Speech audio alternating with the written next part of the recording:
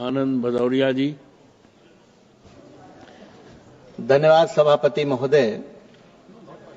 मैं सदन में श्री शफी परम्बिल द्वारा 26 जुलाई 2024 को पेश किए गए इस महत्वपूर्ण प्रस्ताव पर चर्चा करने के लिए खड़ा हुआ हूं। ये प्रस्ताव देश में हवाई किराए के अनियंत्रित और अत्यधिक बढ़ते दामों पर रोक लगाने की मांग करता है।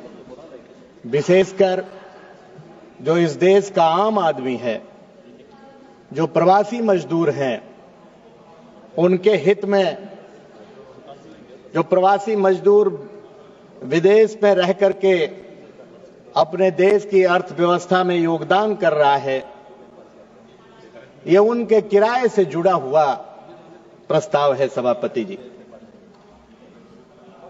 कहां तो तय था चिरागा हर एक घर के लिए, कहां चिराग मयस्सर नहीं शहर के लिए।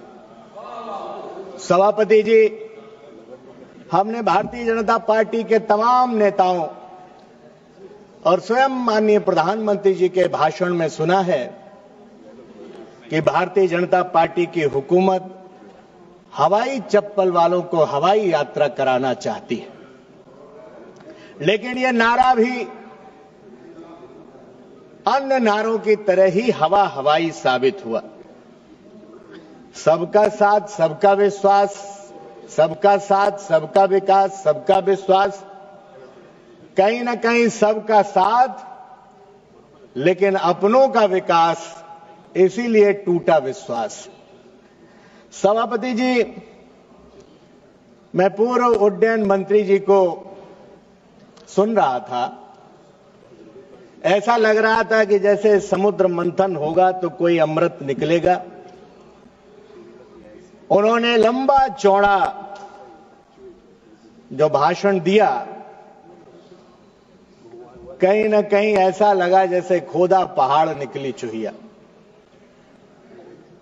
उनके भाषण में एयरलाइंस कंपनियों की चिंता तो थी, लेकिन आम आदमी का जो किराया बढ़ रहा है उसकी चिंता उनके भाषण में नजर नहीं आई। उन्होंने कहा कि कई एयरलाइंस की कंपनियां बंद हो रही हैं। सभापति जी, देश के उद्योगपति जो देश का पैसा लेकर के, गरीबों किसानों का पैसा इस देश से लूट करके विदेश चले गए, वो देश का पैसा लूट करके विदेश चले गए, इसलिए कई एयरलाइंस कंपनियां बंद हुई। घाटे की वजह से एयरलाइंस कंपनियां नहीं बंद हुई। सभापति जी, भारतीय जनता पार्टी का एक और नारा है आपदा में अवसर का। सभापति जी, आपदा में अवसर हमने नारा सुना था, लेकिन इन्होंने तो गंगा मैया के स्नान में, महाकुंभ में भी अवसर तलाश लिया। सनातन की बात बहुत बड़ी बड़ी करते हैं, और जब कभी महाकुंभ की बात होती है तो आदरणीय निशिकांत दुबे जी खड़े होकर के इधर इशारा करते हैं कि जैसे सनातन का पेटेंट केवल उन्हीं के पास है और हम सारे सनातन के द्रोही इधर बैठे हुए हैं। क्या किया आपने? विदेश जाना तो सस्ता था, लेकिन दिल्ली से प्रयागराज जाना महंगा था। बड़ी बड़ी उद्योगपति तो अपने चार्टर प्लेन से प्रयागराज चले गए, संगम पर उतर गए, स्नान कराए, लेकिन आम आदमी अगर हवाई जहाज से प्रयागराज जाना चाहता था तो नहीं जा पाया, इतना महंगा किराया था। हम लोग भी, जो हमें भी सांसदों को एयर टिकट मिलता है, सभापति जी मैं दिल की बात कहना चाहता हूं आपसे। कहां सभापति जी? प्रयागराज। जी जी गया था। सभापति जी, मैं दिल से कहना चाहता हूं, जो सांसदों को सुविधा मिलती है एयर टिकट की, जब एयर फेयर देखते हैं, हालांकि वो पैसा हम लोगों को नहीं देना होता है, सरकार भुगतान करती है, लेकिन कहीं ना कहीं मैं सच कह रहा हूं आपसे, हवाई जहाज का किराया इतना ज्यादा देख करके हवाई जहाज से यात्रा अभी तक एक बार छोड़ करके हम लोगों ने नहीं की। रेल में बैठ करके हम लोग दिल्ली आ जाते। आसमान छू रही हैं कीमतें। क्या बीएसएफ का किराया, बीएसएफ की जो सुरक्षा का जो सीआईएसएफ केंद्रीय सुरक्षा बल का जो भुगतान होता है, खर्चा आता है एयरपोर्ट अथॉरिटी पर, जो डिप्लॉयमेंट उनका होता है, क्या सरकार की जिम्मेदारी नहीं है कि आम आदमी की सुरक्षा करे? अगर हमें अपनी सुरक्षा के लिए खुद पैसा भुगतान करना पड़ेगा तो फिर सरकार का क्या काम है? महामहिम सभापति जी, सरकार की क्या जिम्मेदारी है? सरकार को सीआईएसएफ का भुगतान नहीं करना चाहिए? इसलिए सभापति जी मैं कहना चाहता हूं, 1994 से पहले भारत में हवाई किराए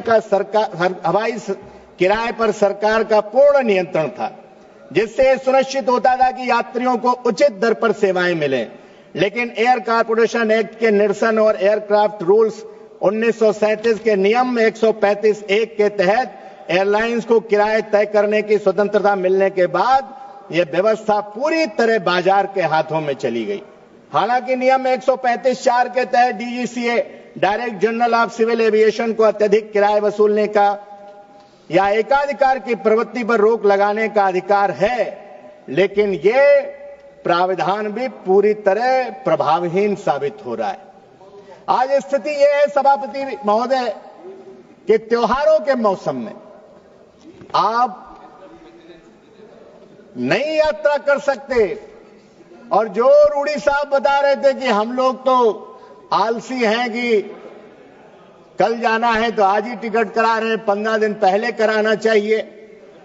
सरकार की जिम्मेदारी है मानवर कि ऐसी व्यवस्था करे कि अगर किसी को इमरजेंसी में ही कोई फ्लाइट लेता है, नहीं तो अपने साधन से चला जाता, रेल से चला जाता, तो जब इमरजेंसी में जाना है सभापति महोदय तो फ्लाइट तो फिर एक आध दिन पहले ही होगी, महीने भर पहले तो कोई करेगा नहीं है बुकिंग। इसलिए कहीं ना कोई ऐसा रास्ता निकालना चाहिए।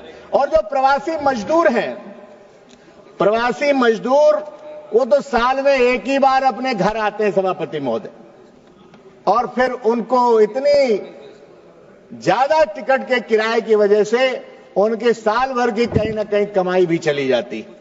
इसलिए सभापति महोदय, एयरलाइंस का तर्क है कि मांग और आपूर्ति का सिद्धांत है, लेकिन क्या मुनाफाखोरी के आड़ में गरीबों का शोषण करना उचित है? डीजीसीए ने टैरिफ मॉनिटरिंग यूनिट बनाई, लेकिन यह केवल यह देखती है कि एयरलाइंस अपनी वेबसाइट पर दिखाए गए दामों के अनुसार ही किराया वसूल कर रही है या नहीं। यह व्यवस्था पूरी तरह नाकाफी है, क्योंकि एयरलाइंस पहले से ही मनमाने ढंग से अपने टैरिफ तय कर रही है। इसलिए सभापति महोदय, इस समस्या का समाधान क्या हो सकता है? कुछ हम लोगों के सुझाव हैं।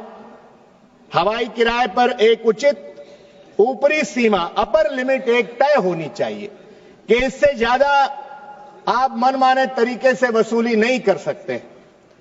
सरकार एयरलाइंस ऑपरेटर्स, जनप्रतिनिधियों को और अन्य हितधारकों को एक साथ एक संयुक्त बैठक आयोजित करे, जिस पर विचार विमर्श हो, ताकि इस मुद्दे पर तुरंत कार्रवाई की जा सके।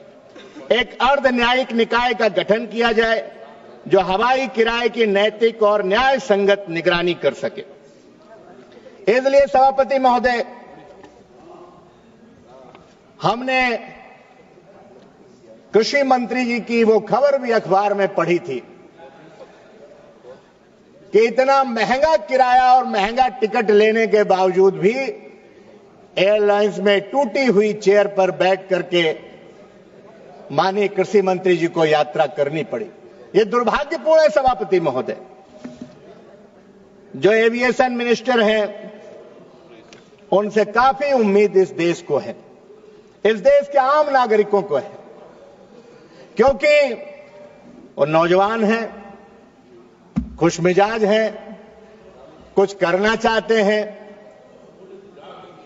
जी माइक सभापति जी आन नहीं तो आवाज नहीं आ पाती। अपने सुझाव और दीजिए। सभापति महोदय, नौजवान हमारे मंत्री जी हैं, कुछ करना चाहते हैं, सही समय है, यही समय है जब आप इतिहास में अपना नाम दर्ज करा सकते हैं। और मैं तो कहूंगा आपसे, कुछ लीजिए फैसला, कुछ रिसर्च करिए और आम आदमी को जो उम्मीद है और सरकार का जो नारा है कि हवाई चप्पल वाला हवाई यात्रा कर सके, उस नारे को साकार करने के लिए काम कीजिए और ऐसी व्यवस्था निकालिए कि आम आदमी औसत दर्जे के किराए में।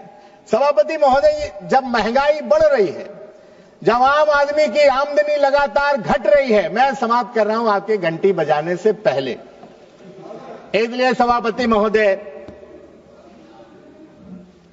आपने समय दिया और इस प्राइवेट मेंबर बिल पर, बहुत महत्वपूर्ण बिल पर चर्चा हुई, तमाम सदस्यों ने बात रखी।